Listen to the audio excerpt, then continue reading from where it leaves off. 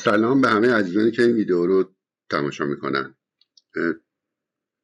چند تا پیام بچه ها به من تو دایرکت زده بودن که اصلا این BIM چی هست. فکر کردم بد نیست من توی یه ویدیو کلیاتی راجع به این موضوع بدم که اساسا این BIM چی کار میکنه برای ما و چرا همه اینقدر دوستش دارن که این پروژه هاشون رو با BIM انجام بدن. این یه مدل BIM. من راجع به خود BIM توضیح بدم تا برسم به این مدل. تا سال 2010 تقریبا این بحث تازه شروع شده بود دیگه. BIM Building Information Modeling میگفتن بهش به اصطلاح. تاکید رو مدل سازی خیلی زیاد بود و LOD در واقع level of detail بود که تا چه حدی دیتیل بشه ساختمون. تو کتابات سلیقه‌ای بود، هنوز جمع و جور نشده بود به نظر من. بیشتر ترسیم بود که مثلا شما تو 1/100 چه اطلاعاتی رو باید تو نقشتون نشون بدین، تو 1/50 چه چیزایی رو. اما از سال 2010-11 به بعد این BIM رو تبدیل کردن به Building Information Management، مدیریت. همین تغییر کلمه نبود. کل سیستم کار بر اساس این بود که شما اطلاعاتی رو بدید که به درد مدیریت توی پروژه بخوره. اومدن LOD رو تعریف براش گذاشتن، استاندارد براش گذاشتن. حالا این مال BIM فروم امریکا، نسخه 2016ش هست. نسخه جدیدش هم هست. من نگاه کردم استانداردی جدید براش نیومده، تعریف جدید ولی گذاشتن. اینو شما میتونید برید تو اینترنت بردارین خودتون نسخه جدیدشو. اگه پیدا نکردین 2016 رو بگین، من براتون توی کانال میذارم، برید بردارین. حالا این LOD اصلا چی هست؟ من اون تعریف رو رد کردم. برای هر آبجکتی توی ساختمون اومدن تعریف کردن 4 تا عدد 100 200 300 400. هر کدوم این عددا نشون دهنده مقدار جزئیاتی که شما بر روی این آبجکتاتون بگذارید. الان یه تیره LOD 100 شو که اصلا چیز خاصی براش نداده. LOD 200 شما جای تیراتون رو باید نشون بدین و ابعاد حدودیش. تو LOD 300 شما ابعاد کامل میذارین، محل تیرا دقیقه، تمام قالب بندی روی تیرا، تمام اون جزئیاتی که خود تیر بتونی داره رو نشون میدید. توی LOD 350 اتصالات هم شما درج میکنین. تو LOD 400 کامل میلیارد گذاری هم باید نشون بدید. این توی همه در واقع موضوعات ساختمانی صرف میکنه. تو این کتاب، تو این نشریه همه اینا رو براتون به تفصیل گذاشته. مثلا ستون رو نگاه کنیم، LOD 100 فقط جانمایی ستون رو نشون میده. LOD 200 شکل ستون رو هم باید نشون بدید. تو LOD 300 کامل ابعاد ستون، ضخامتش رو باید نشون بدین. 350 بیس پلیتش هم میذارین. 400 فول اتصالاتش رو نشون میدین. برای تیر، برای بادبند، برای خرپا، برای همه اینا LOD هاشو مشخص کرده. برای معماری مثلا شما 200 تیغ کشیتون رو نشون میدین، توی 300 کف هم میذارین، دیواراتون رو جزئیاتشو بیشتر میکنین. 350 وال پستاتون رو میذارین، ساب فریم، نلدرگاه. توی 400 تمام اتصالات هم بعد نشون بدین. که اینجا گذاشته خب شماتیکه، ولی اینجا براتون توضیح داده که چه چیزایی رو شما باید رعایت بکنین برای LOD 400. برای همه موارد دیگه هم اینجا توضیحات داده. تأسیسات، جای مختلف، اینو من واگذار میکنم خودتون برید ببینید که وقت اینجا من زیاد سرش نگذارم. اما این مدل الان LOD رو متوجه شدیم چطوریه. این ساختمون بتونی سازش LODش 300 برای سازه. خب الان میدونید که تمام بتون سازه رو ما دقیق این رو انجام دادیم. LOD تاسیساتش 350 خیلی زیاده. همه چیزای تاسیساتی رو شامل میشه و LOD معماریش 400. الان که من میگم 400 دیگه میدونید تا چه حد دیتیل من روی این گذاشتم. LOD 400 به این معنی نیست که شما پر کنین از آبجکت تا خیلی دقیق این چیزتون رو، مدلتون رو، آبجکتاتون باید جوری باشه که اطلاعات بتونین اطلاعات توش وارد بکنین، اطلاعات رو طبقه بندی بتونه بهتون خروجی بده. یعنی مثلا شما اگه بیا اینجا پر وال پست بکنی، هیچ هم الودیتون 400 نمیشه. اون وال پستاتون واسه بگم من چند تا جزئیاتم چیه، حالا من اینا نشونتون میدم، یکی شو دو تا شو که ببینید منظور من از الودی 400 چیه اصلا. خب این مدلی که همه تستات شما انجام دادیم، یه نگاه بریم جلوتر بکنیم. من لپتاپ هم یه خورده نسبت به این مدل ضعیفه، مدل خیلی قویه، درچه نمیتونم توش بچرخم، فقط میتونم خود زوم کنم شما ببینید. تمام هواکشات، دارکتا، لوله ها، رایزرها، این قسمت ها رایزرها، فنکوئلا، سرویس بهداشتی، فاضلا، کفشور، همه اینا تو این اومده. کلش گرفته شده، هیچ برخوردی نداره.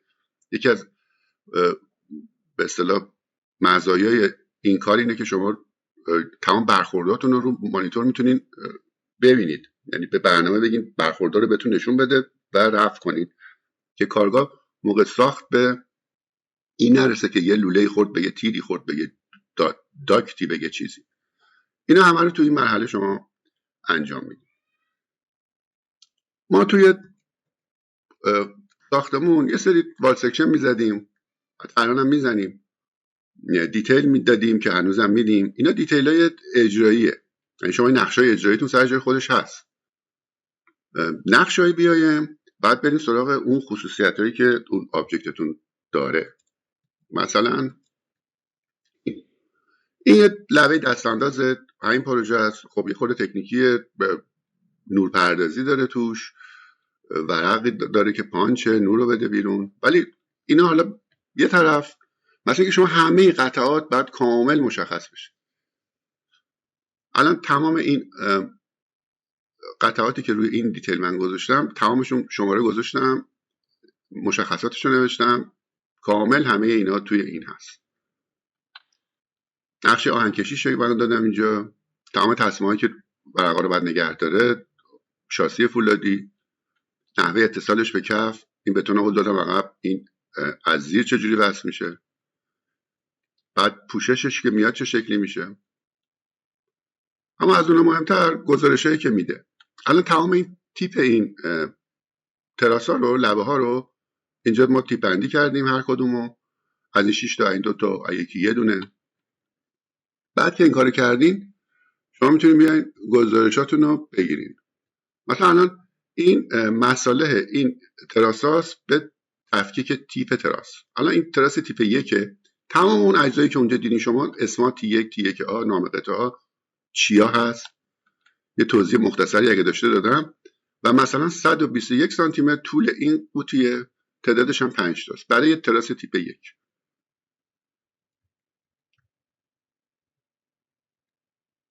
برای نمای جنوبی، یعنی کل مسائلی که برای این تراسا برای نمای جنوبی شما میخواین استفاده بکنید، برای تیپ 1 از این قوطی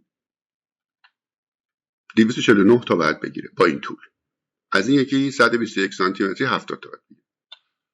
خب نمای شمالی هم باز یه جدول برای خودش داره، مسئله کل باز برای خودش، یعنی این نمای این عدد با اون یکی عدد جمع میشه تو اون یکی جدول میاد. اینا همه رو جدولیه که از رویت شما میتونید بگیریم و این جدول هوشمند، هر تغییری که شما روی دیتیلتون بدین بلافاصله تو جدولاتون اعمال میشه.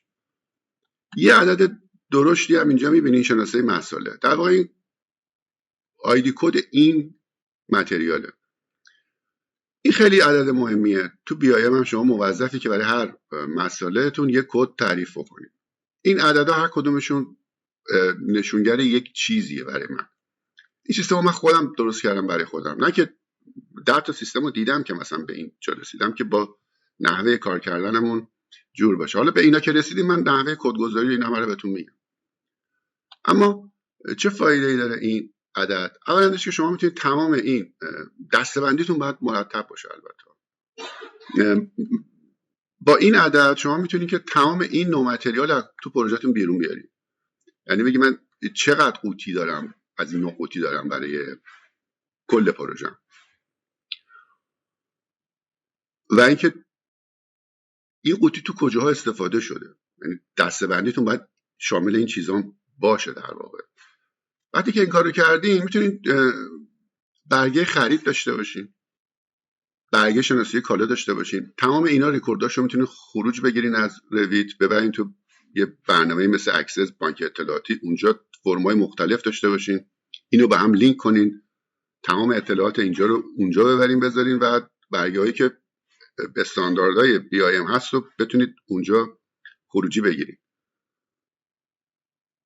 الان فرض کنید که این که میگن مدیریت، ببینید شامل همه مدیریت ها میشه. مدیریت کارگاه، مدیریت ساخت، مدیریت انبار، مدیریت خرید، مدیریت زمان، همه اینا میشه مدیریت هزینه برای شما.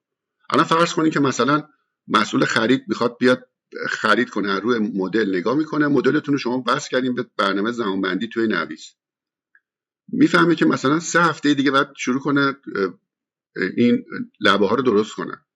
خب میاد نگاه میکنه کلا چقدر قوطی میخواد، مسئله میخواد، نگاه میکنه میبینه که نزدیک مثلا 300 شاخه بعد قوطی بخره. به مدیر انبار میگه، مدیر انبار میگه اصلا جا نیست برای همچین چیزی. خب میاد گزارش‌های بعدی رو نگاه میکنه، میشه گزارش تولید کرد هر چقدر که دلتون بخواد، با تفکیک دسته‌بندی زیاد میتونین این کارو بکنین، به شرطی که ایجاد کرده باشین ظرفیتشو براش. میاد نگاه میکنه خب برای نمای جنوبی اصلا بیام کار کنم، اون مقدار قوطی رو میره میخره. این میشه انبارتون رو شما پر نمی‌کنین با مسائلی که بعدنها قرار استفاده بکنین، تایم دارین بابتش، میتونید اینا رو همه رو مدیریت کنین. از همش مهمتر مدیریت هزینه است. شما به موقع خرید میکنین، به موقع مصرف میکنین، به موقع سفارش میدین. اینا همه اینا شرطه برای انجام کار. بچه‌ها که تو کارگاه هستن خیلی درگیره اینجور مسائل، هم با این تقریبا میشه گفت که اکثر مشکلاتشون حل میشه. برای هر کاری شما باید این کار رو انجام بدید. یعنی مثلا الودیتگ 400 مثلا یه دیتیل ساده مال جمع‌آوری آبای پارکینگه، ببینید حتی اینم عین همون سیستم پیاده شده روش. کد کالا داره.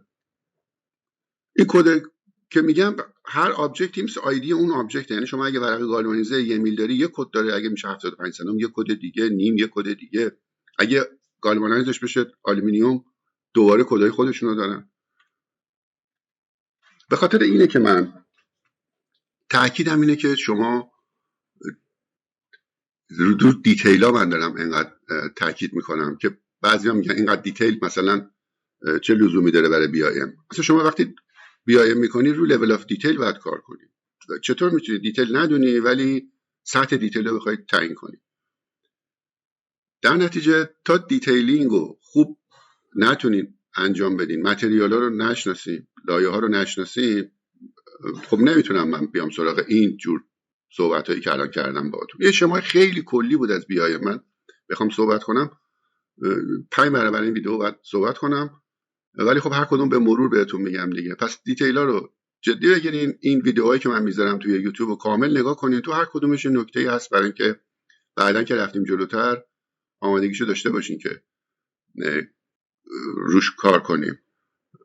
من فکر میکنم یه چیز کلی رو گفتم، فقط درد کلیات بود. امیدوارم به دردتون خورده باشه. اگه نظری رو این ویدیو دارین تو یوتیوب بنویسین برای من. هر سوالی راجع به این موضوع داشتین توی اینستاگرام زیر این پست بنویسین، من جواب میدم. سابسکرایب و اینا هم که دیگه نمیگم دیگه، شما هم که نمیکنید.